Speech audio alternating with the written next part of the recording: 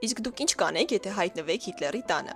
Օրինակ Լի Միլլերը որոշեց լոգանք ընդունել։ Լուսանկարիչ եւ Vogue-ի պատերազմի թղթակից Լի Միլլերը եւ նրա մտերիմ ընկեր ֆոտոլրագրող Դեյվիդ Շերմանը 1945 թվականի ապրիլի 30-ին հենց նոր էին վերադարձել Դախաուից, որտեղ վավերագրում էին համակենտրոնացման ճամբարի ազատագրումը։ Նույն օրը նրանք հայտնվում են Հիտլերի Մյունխենի անձնական բնակարանում։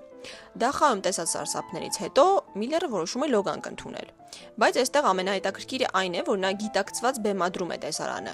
Հանում է համազգեստը, մտնում լոգարան եւ իր կեղտոտ զինվորական կոշիկները թողնում է հենց լոգարանի գորգի վրա։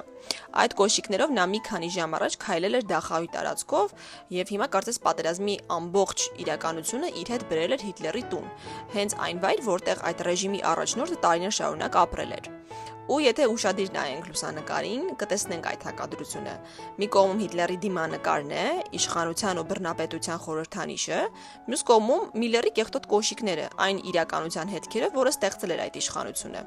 Ու հենց այս հակադրությունն է լուսանկարի ուժը, Հիտլերի կերպարը պատին, իսկ նրա ռեժիմի թողած իրականությունը հատակին, Միլլերի կոշիկների վրա։ Ու այս լուսանկարի պատմության մեջ կա շատ ուշագրավ զուգադիպություն, այն արվել է հենց այն օրը, երբ Հիտլերը Բերլինի իր բունկերում ինքնասպան էր լինում։ Ավելի ցինիկ ու միաժամանակ ավելի պոետիկ ավարտ այդ ռեժիմի համար երևի դժվար էր պատկերացնել։ Իդեպ Շերմանն էլ իր հերթին վերջում լոգանք ընդունեց։